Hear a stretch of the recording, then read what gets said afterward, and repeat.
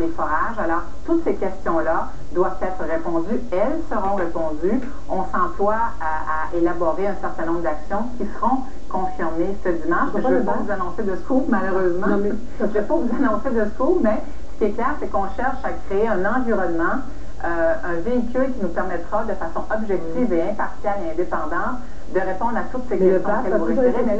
Mais le BAP a toujours été ça au Québec. C'est pas un scoop, là. Oui. Mais le BAP, est-ce que ça peut être le BAP? Est-ce que vous avez exclu le BAP?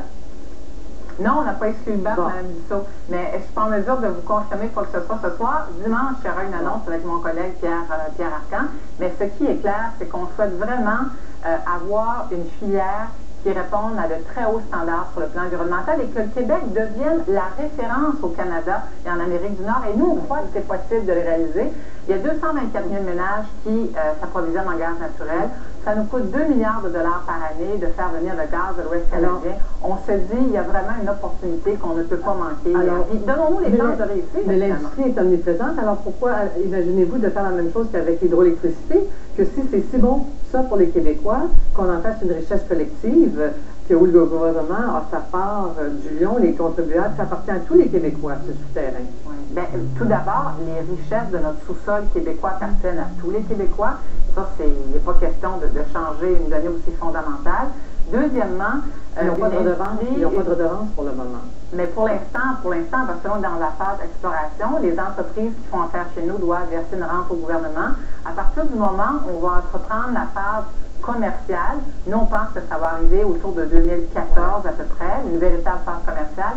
Là, il y aura des redevances qui seront versées au gouvernement. Les municipalités nous demandent d'avoir accès à ces redevances qui seront perçues par le gouvernement. Alors, c'est de tout ça dont on va discuter. Et moi, j'ai la responsabilité de préparer un projet de loi avec l'ensemble des partenaires qui sont visés pour justement qu'on modernise le cadre réglementaire et législatif de cette industrie qui est naissante au Québec. Ce qui pourrait frapper en terminant quelques secondes aux téléspectateurs, c'est que vous êtes déjà tellement convaincus, presque vendu à l'idée que est-ce qu'il n'y a pas un risque de mettre la charrue devant les bœufs et de n'écouter que l'industrie? Non, Mme Dussault, je vais être très, très claire, là. Notre gouvernement a annoncé son préjugé favorable à l'endroit du gaz naturel et des gaz de schiste, dès 2006 avec sa stratégie énergétique. Deuxièmement, on ne fera aucun compromis sur la sécurité des citoyens et sur notre environnement. Et ça, je le dis ce soir, je le fais d'une manière solennelle parce que pour nous, on pense que le Québec peut devenir une terre de référence quant à la façon dont cette industrie peut se développer, mais encore faut-il se donner la chance de réussir et l'ambition d'y arriver, et c'est ce qui nous motive comme gouvernement. Puis je vais travailler avec tous les partenaires, autant les groupes environnementaux, l'industrie, que les élus municipaux, les citoyens. Merci beaucoup, Mme Normando. On a hâte à dimanche. Merci. Merci. Alors, je m'entretiens maintenant avec André Bellil, président de l'Association québécoise de lutte contre la pollution atmosphérique, qui est une organisation qui demande, entre autres, un moratoire. Bonsoir, M. Bellil. Bonsoir. Est-ce que c'est le genre de propos qui vous rassure? Bien, écoutez, à la décharge de la ministre, ça fait pas longtemps qu'elle est là, mais je reprendrai ses propos. C'est dans la stratégie du gouvernement depuis 2006. On a émis plus de 600 permis, mais on n'a pas de cadre réglementaire. Mais elle en promet un. Elle promet d'agir dans l'intérêt de tous les Québécois. Est-ce que ça vous rassure? La prudence la plus élémentaire, c'est de s'assurer qu'on a les connaissances et un cadre réglementaire avant de démarrer. Ouais. Alors là, on a démarré et qu'est-ce qui va arriver avec la loi? Est-ce que cette loi-là va être rétroactive par rapport aux compagnies qui auront déjà installé toutes sortes d'équipements? Je le souhaite, mais j'en doute vraiment. Et je pense que c'est pas la façon de fonctionner.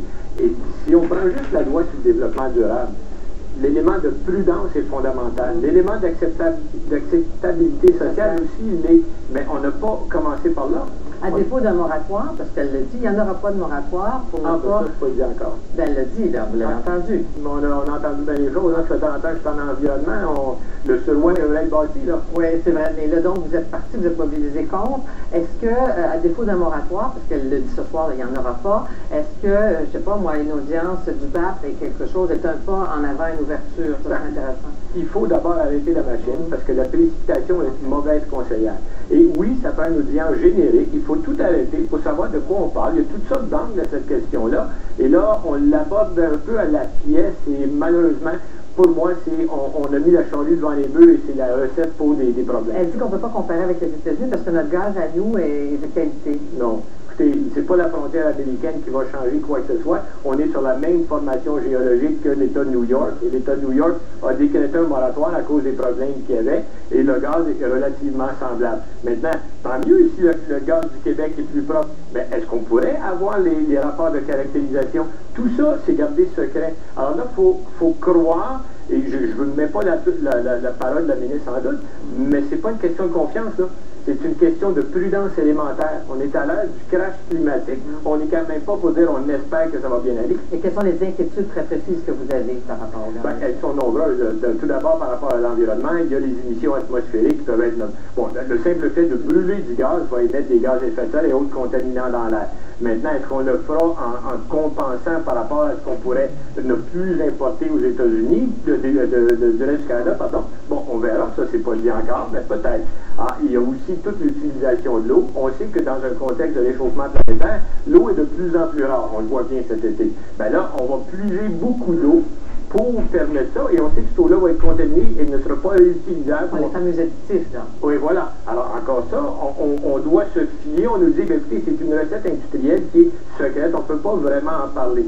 Ben, tout ça est trop secret, et trop précipité. Nous, on dit, pour respecter la population du Québec et les citoyens chez qui ça va se passer, il faudrait arrêter la machine, établir clairement un plan de match dans lequel tout le monde va se comprendre, il va se respecter, et après, peut-être, on pourra aller de l'avant. Donc, il y a une ouverture de votre part, c'est pas un refus. Oui, mais mais présentement, c'est non, on veut un moratoire, on veut qu'on arrête, parce qu'on est allé trop loin, sans réglementation, sans respect pour la population. Écoutez, aimeriez-vous ça, vous voir une compagnie débarquer dans le cours chez vous, décider qu'il vient de faire du forage, et vous dire, ben, que vous aimiez ça ou pas, on va le faire. Parce qu'ils ont le droit de le faire. Ben voilà.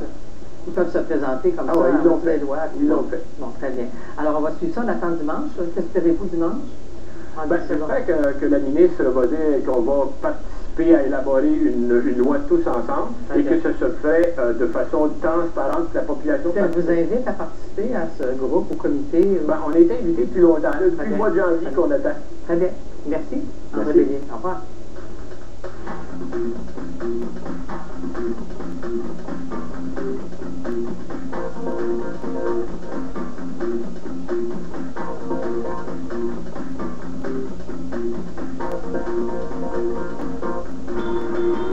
Un peu plus tard à l'émission, que doit-on surveiller durant le Festival des films du monde de Montréal qui s'ouvre ce soir? Et au retour, Michel Montignac est mort. Que retient-on de son régime amaigrissant très populaire il n'y a pas si longtemps encore?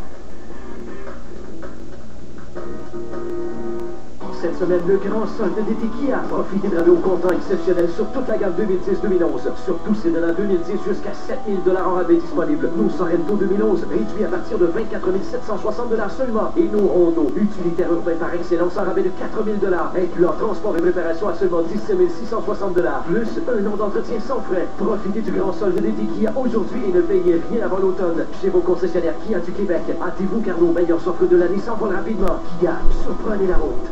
Du 3 au 6 septembre prochain, joignez-vous à Super FMG pour 4 jours de pur plaisir dans le cadre du 23e Festival de Montgolfière de Gatineau, présenté par l'Auto-Québec. Venez voir des spectacles inédits sur la scène d'Auto-Québec avec Bobby Bazzini, Our Lady Peace, Headley, Laurent Jalbert, Joanne Douin, Franck Damour, Luc Dufault, Jesse Cook, Sylvain Cosset, Bruno Pelletier, Dan Bigra et la soirée Molson Dry avec les Cowboys Fringants.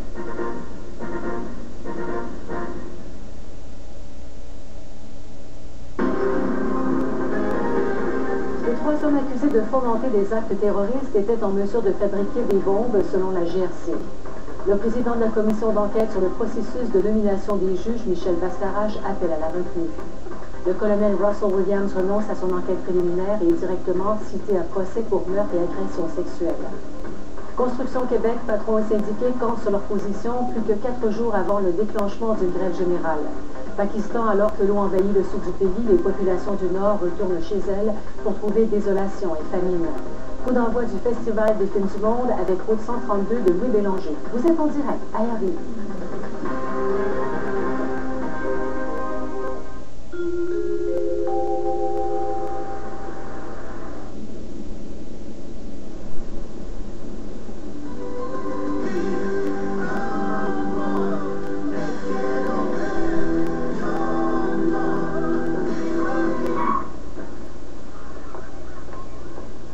C'est un comme freinage. L'Altima de Nissan à 0% de financement. Maintenant offerte avec une carte rabais pour faire le plein de gros bon sens. L'espace entier de Baluchon. Un espace mieux-être pour un moment de détente inoubliable. Un accueil chaleureux, professionnel et personnalisé. L'espace entier de Baluchon. Un type naturel d'une beauté saisissante. Une vous y détendre pour faire plaisir pour quelques heures ou quelques jours. L'espace entier par excellence de Baluchon à Saint-Paulin, en Mauricie.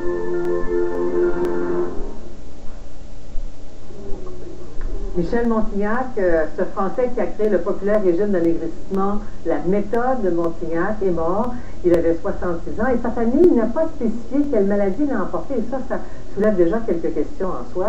La méthode Montignac était révolutionnaire à l'époque. Je suis sûre que parmi vous, il y en a plusieurs qui l'ont essayé. Et c'était, au fond, quand même, pour le reconnaître, un des premiers à parler de la combinaison des aliments. Et ça, c'était assez compliqué en soi.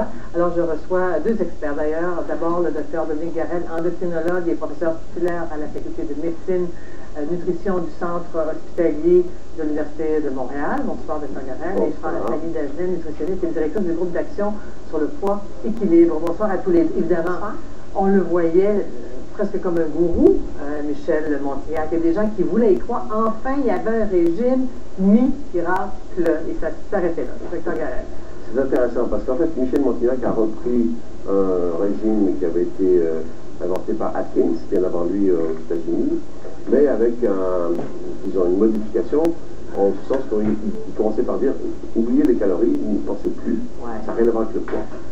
Et puis, ne vous souciez que de ne jamais mélanger les glucides et les graisses dans votre alimentation. Donc, concrètement, les glucides, un exemple de glucides... comme le pain, les pâtes, le riz, les pommes de terre. Ouais. On ne mélange pas ça avec... Et ça repose sur une idée fausse qui prétend qu'on peut transformer le pain, ses glucides, les pâtes, etc., en graisse, si on en mange trop. Or, l'homme ne fait pas ça, il n'est pas capable de faire ça.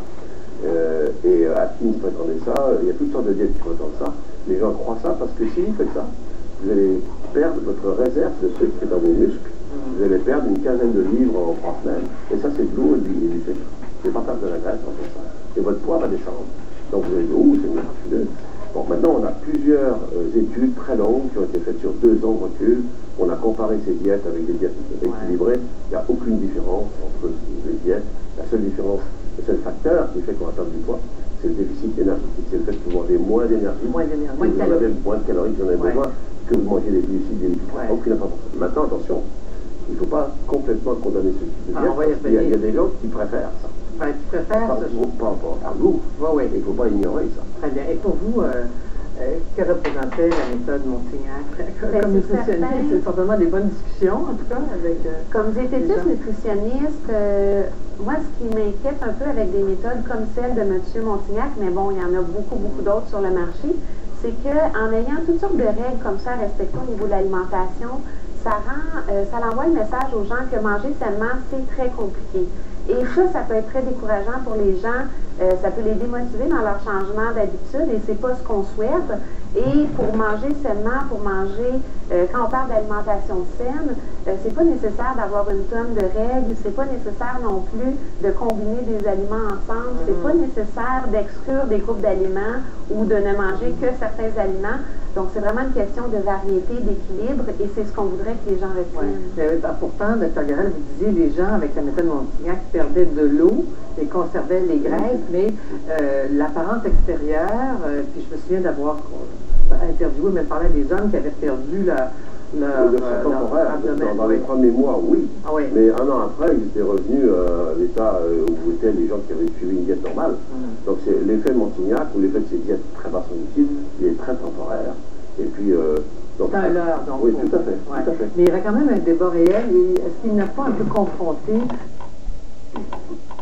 about the beat? She should go on by itself while he watches championship bowling. No, I mean, of course, it doesn't go on all by itself. Silly. It would be neat, though.